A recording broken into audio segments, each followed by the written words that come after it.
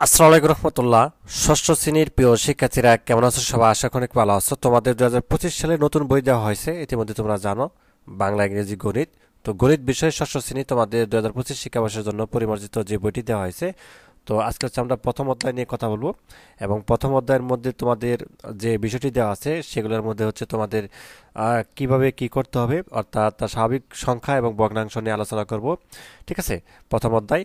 এবং প্রথম অধ্যায়ে কিছু উদাহরণ দিব তোমাদেরকে, যাতে করে তোমাদের স্বাভাবিক সংখ্যা এবং ভগ্নাংশ যখন অঙ্কগুলো করবে কোনো ধরনের সমস্যা না হয়। ঠিক আছে, তো যাই হোক, এখানে তোমাদের দেখো, প্রথম অধ্যায় স্বাভাবিক সংখ্যা এবং ভগ্নাংশের কিছু নিয়ম রয়েছে। এই নিয়মগুলো তুমি যদি না জানো, কিন্তু পরবর্তী যখন অনুশীলন অঙ্কগুলো করতে যাবা তখন কিন্তু কিছুই বুঝতে পারবে না।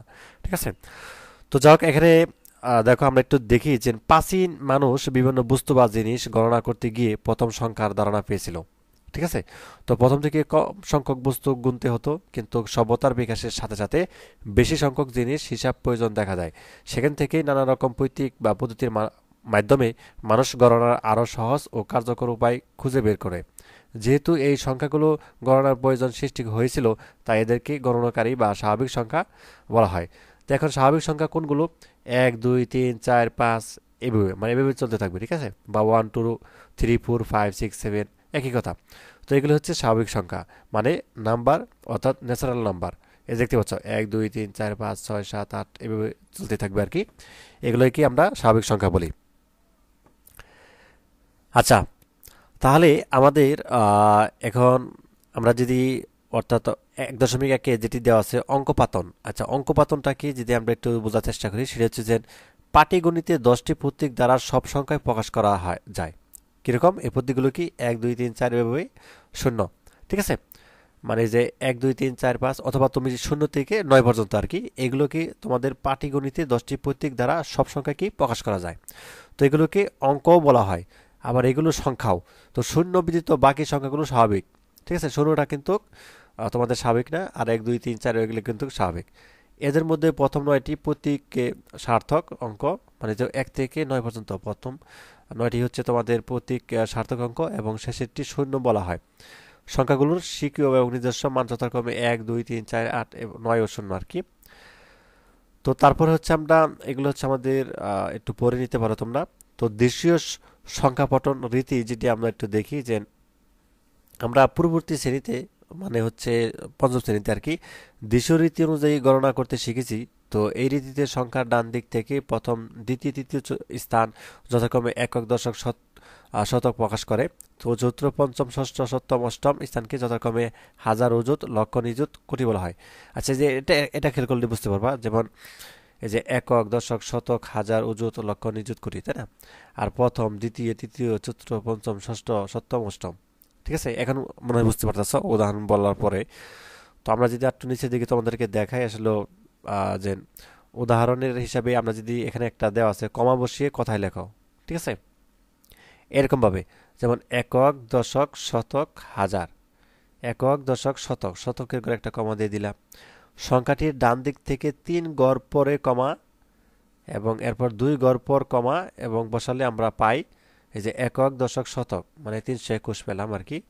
শতক, হাজার, অযুত, একক, দশক, শতক, হাজার, অযুত, এই যে লক্ষ, লক্ষ এখানে দিলাম, নিযুত, কোটি, এই যে কোটির ঘরে দিলাম। ঠিক আছে, তো প্রথমটা 3 ঘরে, বাকি হচ্ছে সবগুলো 2 ঘর পর পর। তো এখানে কোটির ঘরে দুটি অঙ্ক মিলিয়ে 98, নিযুত ও লক্ষের ঘরে দুইটি অঙ্ক মিলিয়ে 75, অযুত ও হাজারের ঘরে দুইটি অঙ্ক মিলিয়ে 47, এবং শতকের ঘরে 3, শতকের ঘরে 2, এবং এককের ঘরে 1টি অবস্থিত। তো সুতরাং সংখ্যাটিতে কথায় প্রকাশ করলে হয় 98,000, আচ্ছা 98,75,75,47,321। আচ্ছা, অঙ্কে লেখো মানে হচ্ছে 7,05,90,000। ঠিক আছে, সেখানে দেখো কোটি, 7 কোটি, যেহেতু অঙ্কে লিখতে বলছি, 7 কোটি আমরা, 7 কোটি, 7,05,00,000।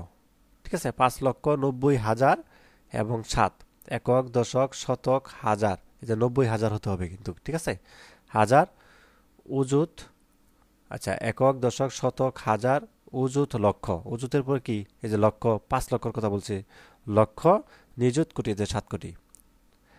আচ্ছা, আচ্ছা, তারপর দেখো 7 অঙ্কের বৃহত্তম ও ক্ষুদ্রতম সংখ্যা লেখো। 7 অঙ্কের বৃহত্তম ও ক্ষুদ্রতম সংখ্যা লেখো। তো 7 অঙ্কের, তাই না?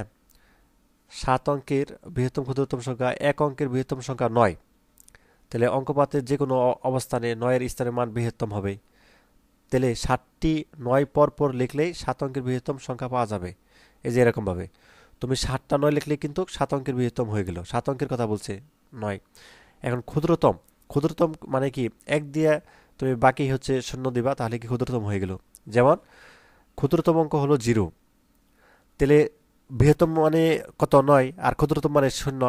ঠিক আছে, তাহলে এখন দেখো ক্ষুদ্রতম অঙ্ক হলো 0, পরপর 7টি শূন্য লিখলে সংখ্যাটি শূন্যই থাকে। সুতরাং সর্ববামে সার্থক ক্ষুদ্রতম অঙ্কে 1 লিখে ডান পরপর 6টি শূন্য বসালে ক্ষুদ্রতম সংখ্যা পাওয়া যাবে। শূন্য যেহেতু জাম নেই, এই জন্য একটা 1 বসিয়ে দিবা, 6 দিয়ে শূন্য বসিয়ে একটা 1 দিবা, তাহলে এই হলো তোমাদের ক্ষুদ্রতম সংখ্যা। এইভাবে হচ্ছে নির্ণয় করতে হয়। আচ্ছা, এই উদাহরণটা দেখি আমরা। উদাহরণ 4, একই অঙ্ক মাত্র একবার ব্যবহার করে, মানে তুমি এই যে অঙ্কগুলো দেওয়া আছে আর কি, এগুলো একবার ব্যবহার করতে পারবা। তো অঙ্কগুলো দ্বারা 6 অঙ্কের বৃহত্তম, এখানে বলছে 6 অঙ্কের বৃহত্তম ও ক্ষুদ্রতম সংখ্যা গঠন করো। তো প্রথমে আমরা বৃহত্তম গঠন করব, তারপরে কি করব, ক্ষুদ্রতম।